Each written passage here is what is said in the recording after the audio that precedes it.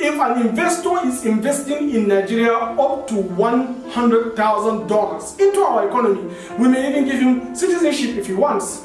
We will welcome all investors. We will laugh at them.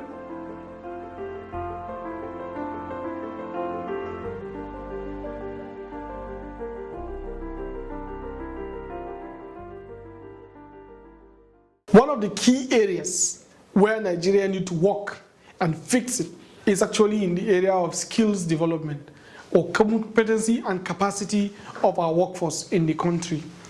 If you check the World Economic Forum statistics, Nigeria is rated as 9% in the skills and capacity within the country. This will naturally discourage foreign investors coming up to set up factories in Nigeria because of lack of availability of skilled labor. Where do we get it wrong? Our education system. That is why our deliverables in our manifestos is that we intend to reform the entire Nigerian education system by introducing the VET system, vocational education and training, into all aspects of our school's life cycle, from the primary school to the secondary school and to the universities. By doing that, we intend to ensure that we take over the control of all the primary schools in the country, giving them all the necessary standard they need to conform to the global norm. We will measure ourselves against Japanese standard, where you have not more than 40 pupils per classroom in the entire nation, and then they will have access to a standard classroom facility, standard teachers, standard meal, and standard uniform, and all free. We make it compulsory for every parent to send their children to primary school, and we will stop licensing private primary schools in order to ensure that we are not just catering for the competency and capacity of our young pupils, we are also training them in psychological understanding of the society. I remember as a young man, when we used to go to public primary school, there is a way we used to see people that are going to private schools. You know, a lot of things that create a lot of psychological impetus within us about the differentiation in the society. That itself weakens your resolve as a child to have the potential to succeed in life. Now, we should seek to discourage that at the infant level. All children are innocent, and all our children are assets of this nation. So by doing that, we will give the standard, the global standard that is going to measure with all the credibility required to produce the best brains in our primary school. The monies that is currently going into federal government universities as subvention will be completely redirected back into primary education system, because we believe when each and every child has the right foundation, you are going to eliminate a lot in criminality in the society. You may not have terrorists that will get such sport of hiring people to go and be bombing innocent citizens, like we are seeing now currently happening in Borno, when teenagers, young girls will tie bomb in their bodies and go and just kill people, simply because they don't have the right foundation. And the society has trained them to differentiate between the bigger and the smaller. So they grow up with envy in them, with hatred for the people that are bigger than them, and with a desire to destroy everything, simply because they feel like they are losing everything.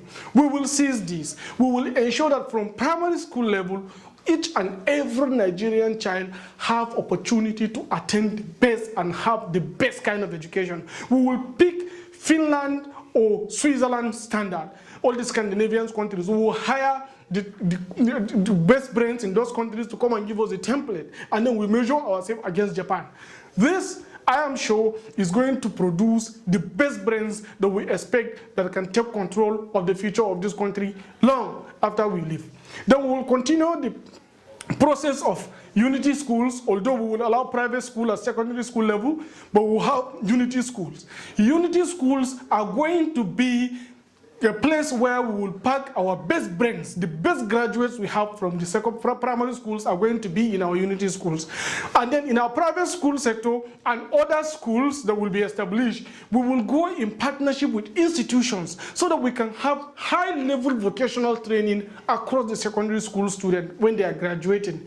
We are going to go in partnership with strong industries so that what they have or the kind of processes they are using to run their companies is what is directly being taught in those secondary schools. We identify a gap between the industry requirement and the graduates that we are having coming out of schools, we will seek to bridge this gap. What we will do in this case is we will go in partnership with heavy companies. For instance, cement companies in Nigeria. We will talk to one of the cement companies, especially Dangote Cement Company, and tell them to set up Dangote Cement Manufacturing Vocational Secondary School, or maybe LMA Petrochemical Vocational Secondary School, or UBA Banking Vocational Secondary Schools, or Julius Berger Construction Secondary Schools, so that the children can have opportunity to learn what is needed by the industries. We believe this is a win-win. We believe if this is properly done, the companies themselves, companies like Julius Berger, companies like Dangote, they may not need to go and hire expatriates outside this country to come and be able to run their businesses. They already have the local skills, the skills that they shape, configure, and suit to their taste, that may be cheaper and is a local labor, and they don't have to pass through tedious processes of bringing expatriates from outside the country. And at the same time, our students are employable. We want to make sure that from secondary school level, each and every student has become an economic contributor to the nation. There is no need for you to depend on any other thing after your secondary school qualification to sustain your life. Then universities are going to be autonomized. We are going to only retain 4 universities that are going to be under federal government agencies. The 4 universities are going to be University of Nsukka, and then that's University of Nigeria Nsukka. We will have Ahmadu Bello University Zaria.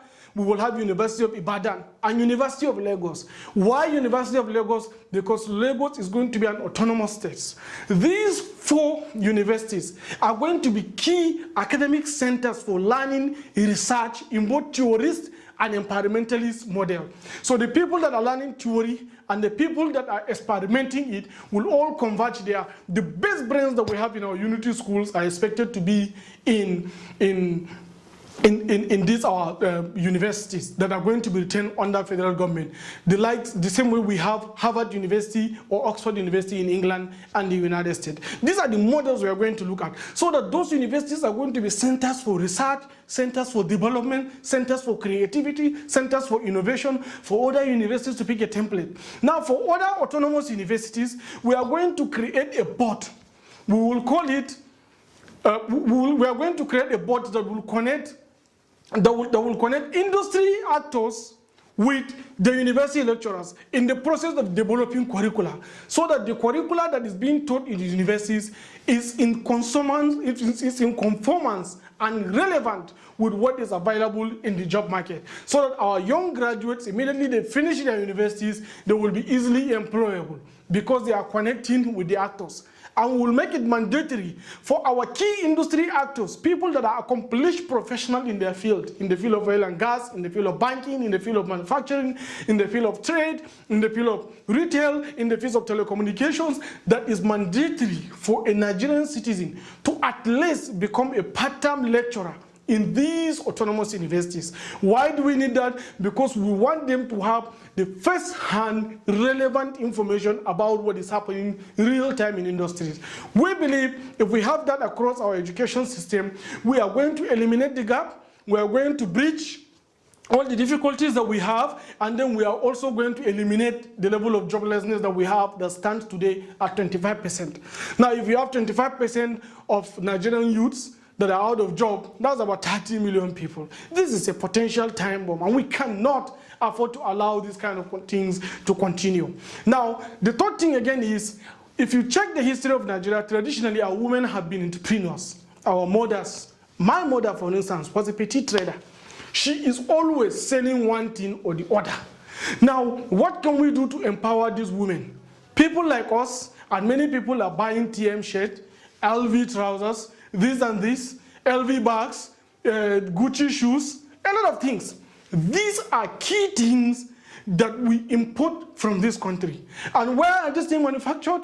Bangladesh, Nepal, Punjab, Pakistan, all these countries that we can be able to measure and copy their templates.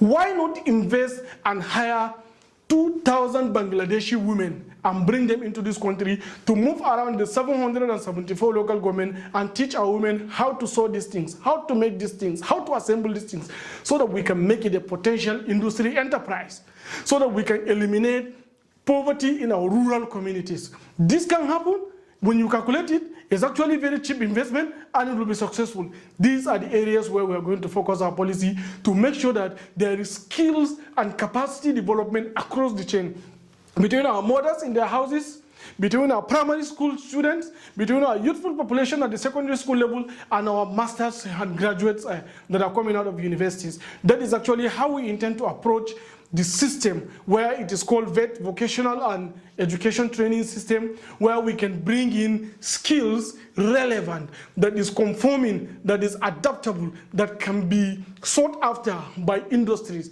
and connect it with the relevant industry requirement, and then make our people employable and stay relevant while they keep growing.